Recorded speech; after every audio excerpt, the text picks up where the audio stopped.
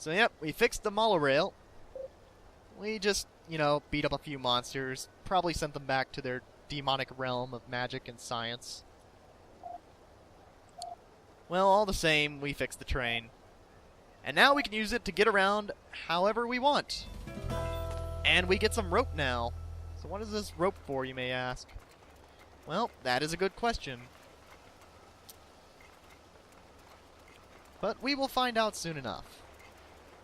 But now we have 3 people in our party, which means it's time to look into the costume contest. So we're just in time for the group category. And through this, we can win a new costume pattern. Now, he says be your charming selves. We actually need to wear a particular set of costumes. And in order to come out on top, we actually have to find and talk to the judges. So here's the first one, Mrs. Begley, who would like to see a costume with a little chivalry and honor, which alludes to the knight's outfit.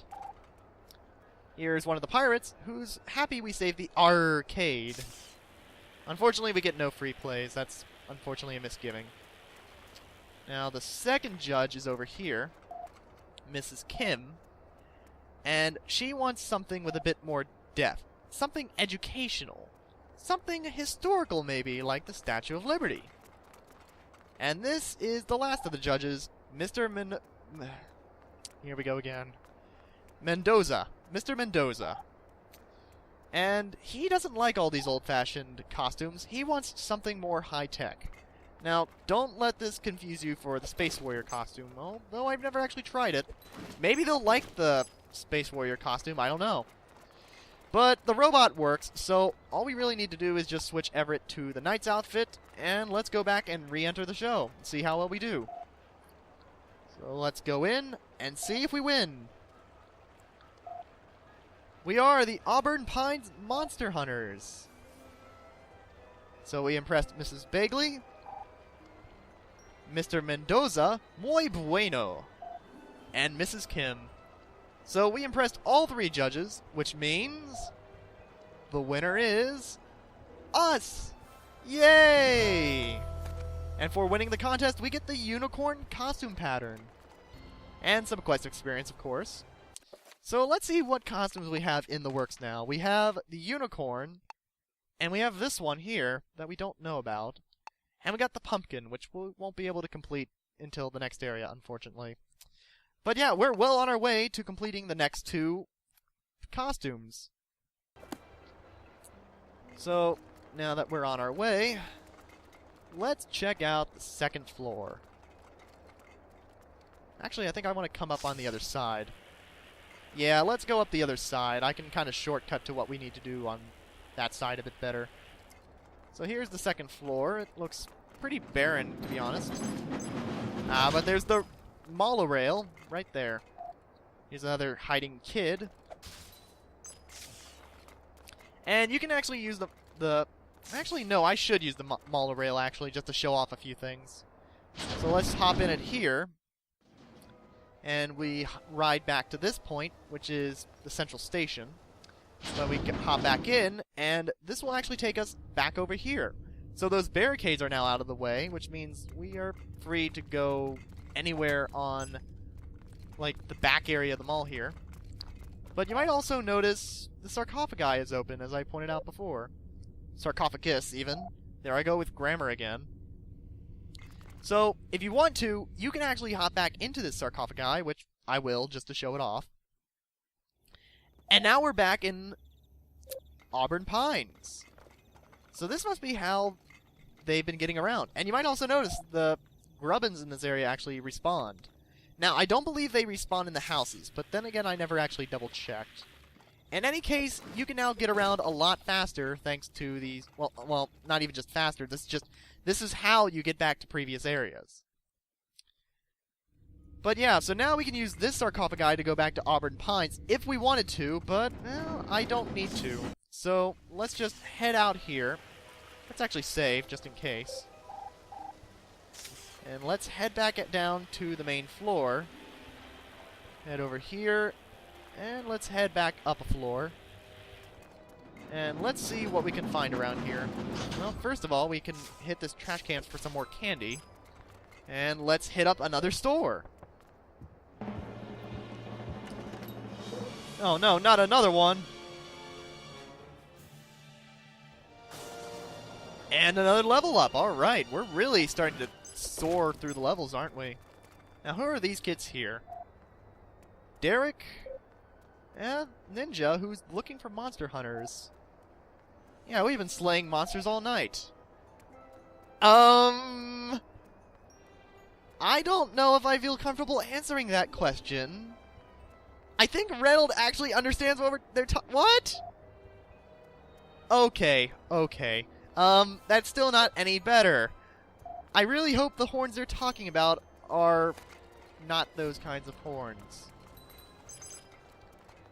Let's see, so we need to find some monsters to slay, which have horns. Well, let's see, there should be 3 around here, actually. I say there should be 3 around here, but where are they? Maybe I have to clean out another house real fast. 1 sec. Alright, another grown-up. That's good. More candy! Oop. Woo, hello. Where'd you come from? Well, this guy has a horn on his head, so let's attack. Well, that went well. And we got a monster horn from it. Nice. And I believe there should be another monster here. Nope. I guess there is supposed to be a monster who wanders around here, but I guess he doesn't appear until later. Okay. And we'll beat up some more pumpkins for their candy and get stuck on a railing again. A piece of candy hiding there. There's a monster around here we have to be careful of. There's a kid here who's wearing a nice skeleton costume. Nice. Whoop. Hello, monster. Hit you in the back. So that's our second horn. Only 1 to go. And I know where to find it. I thought I knew where to find it. Wait a minute, where is this guy? There he is. Got him.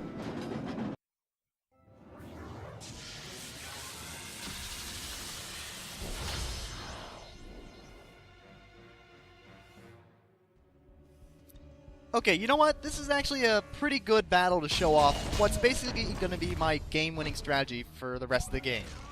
So, here's how it's going to work. As you know from my setup, I have basically 1 main attacker, which is Reynolds, and then I have 2 stunners, which is Everett and Lucy.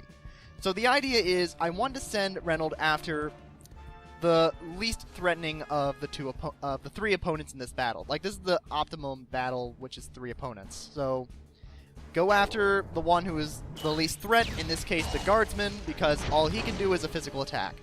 Then we have Everett stun 1 of the 2 remaining enemies, and then have Lucy stun the other. So in this case, I now have both the magus and the medic under wraps. Quite literally, actually, because one is under toilet paper. So now that these 2 big players are out of play for that turn, all I need to do is focus on the guardsman. Or I could even switch my focus to the magus now if I really want to. But instead, I'll egg on face the guardsman, and then toilet paper the magus. And the medic will still be stunned because toilet paper is a 2-turn stun instead of a 1-turn stun. So I now effectively have all 3 enemies in battle stunned. And all I need to do is just carefully pick them off 1 by 1, re-stun them as needed. Since I only need 1 stun now between the 2 and toilet paper will do the job, I can actually now switch Everett to attacking alongside Reynolds, and then TP the enemy afterwards at the end of the round. So, as you can see, this is a pretty effective strategy, because done right, you will only ever take damage once in the entire battle. And that is assuming that the target you're going after doesn't use their turn to, say, buff themselves or another enemy, or to heal in the case of the medic, if he's the one you decide to not stun first. Crap, I actually didn't... I kind of blanked on what I was doing, and I pressed the wrong button. Oops. Well, this has already gone to crap, but you get my point. Basically, stun 2 enemies, focus on the 3rd, alternate your stuns in such a way, or stagger them even, such that you will effectively keep all of them from attacking, and you never have to worry about losing a battle anymore. Like, seriously, the only battles we have to worry about from here on out are the boss battles. And now we got all the monster horns, which means there's nothing else to fear. But there's another kid here. So now that we've found 5 of the 6 kids, only 1 to go. But we can go up this escalator here, which is oddly lonely for some reason. And we can find a treasure coffin, which contains some yarn. We need that for the unicorn costume. So now let's... Ooh, what's that here? Do I drop down? Let's grab this candy first before I drop down, because I've actually never noticed I could drop down here. Well, I never actually knew this was here. Wow, 100 pieces of candy. Oh crap, my candy's maxed out. Well, that was a huge waste of 100 pieces of candy. Shit. Alright, time to buy some more badges from Sadie, because I need to empty my candy bag. Well, now we know the max of this candy bag is 1,500 pieces. Alright, so since the last level up, I have 2 more stamps I could get from Sadie here. We got the Albino Black Cat, which is the better version of the Dodging Stamp. And we got the Flying Tombstone, which is the better version of the previous Gravestone one. None of these I really care about. I'll get Witch's Brew, that one there, and I guess that one too. Oh, I guess since I forgot to talk about this earlier, if you recall from when we first fought Bojan, we actually earned the Screaming Spider battle stamp after beating him, which actually gives us a scare ability, which, actually, yeah, you know what? I'm going to show that off in the next battle, because I'm a little surprised I didn't show that off earlier. Oh, well. Man, now I kind of feel bad that I actually ended up... Yeah, like, I really should not have wasted that candy. Oops. Alright, well, let's go back to the ninjas here and show them our horns. Yep, so now we've proven ourselves to be monster slayers. So now they're going to let us up to the 3rd floor. We get a Monster Slayer badge. And we also get the last piece. Well, actually, we get the ninja costume pattern, which, combined with the other items, means we can now dress as a ninja, which is, in my opinion, one of the best costumes in the game. At least as far as attack goes. So, let's just take a look at how the ninja pairs up. So, plus 15 attack power, which, actually, what I should do is switch someone into the robot costume so we can compare more directly. So the robot costume gives plus 8 attack, ninja costume gives plus 15 attack. We do lose 14 HP, but given that with my perfect game-winning strategy, we rarely ever take damage, if at all, that's not really going to be an issue, is it? That said, I might actually keep Everett in the robot costume, so we have that extra attack power. Yes, I think that's what I will do from now on. Alright. So there's that. And although I will be losing the robot's speed shoes, we get a better ability in turn. Now we can sneak around. Now, you might be asking, what's the good of sneaking around? Well, if I recall correctly, yes, the enemies are now respawned on this floor. But notice something here. He can't see me. Enemies cannot notice you! That is one of the best abilities, because enemies cannot notice you, and you can literally sneak around in most situations and always get the preemptive strike. It still does not work for trick-or-treating locations, but hey, at least the ninja lets you sneak around and always get preemptive strikes. So now, I'm actually going to show off Scare. I could show off the ninja and his abilities, but let's show off Scare first. And as you can see, we literally scared an enemy away. So now we're going to gang up on the mages here. And I'm actually going to TP him because I want to finish him off with the ninja, just to kind of show off how the ninja works. Oh, we'll get to see what the ninja's special ability is soon enough, because it will be very important in the upcoming boss battle.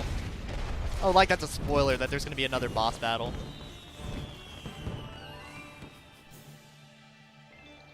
But yeah, the ninja, in my opinion, is awesome, because you can sneak around and not really have to worry about enemies anymore. Gotta be careful, because that enemy there, he might be able to see me.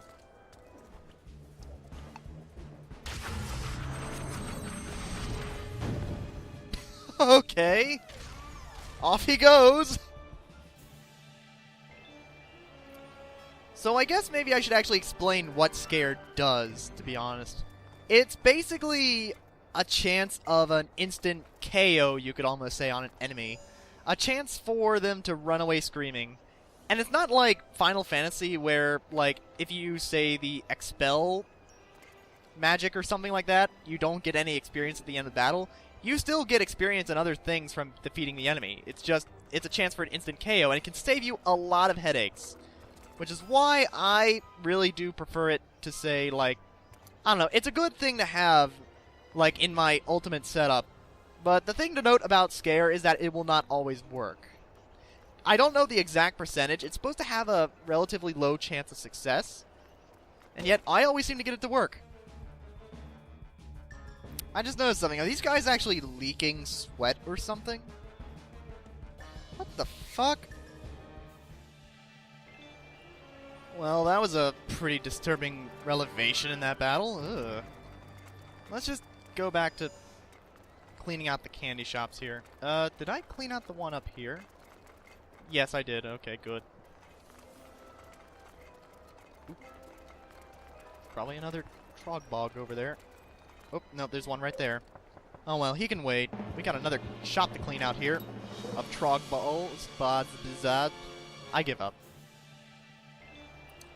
Well, you know what? I've decided, no. I'm gonna switch back to the Jawbone of the Wolf for Reynold. I don't know. Scare isn't working as well as I thought it did. I call it hubris, honestly. Oh well. Let's just attack this Trollbog and get it over with. Yep, Jawbone of the Wolf is much better, because with that, Reynold is doing well over 100 damage to enemies. Combine that with the robot and Lady Liberty, even with her comparatively not as great attack power, the whole team could actually one-shot most enemies together. Yep, full to 0 just between the three of them. That is the power of teamwork. Let's see now. Break some more pumpkins here. What do you have to say? Casper. Just a lucky guess, honestly. Alright, last door on this floor. Husky Toddler. I wonder what they sell here. But it was the guy downstairs who said it was his idea. I think someone's not telling the truth. Well, only one floor oh, there's a few pieces of candy here, though. Alright, so I was saying, one floor to go. Let's head on up.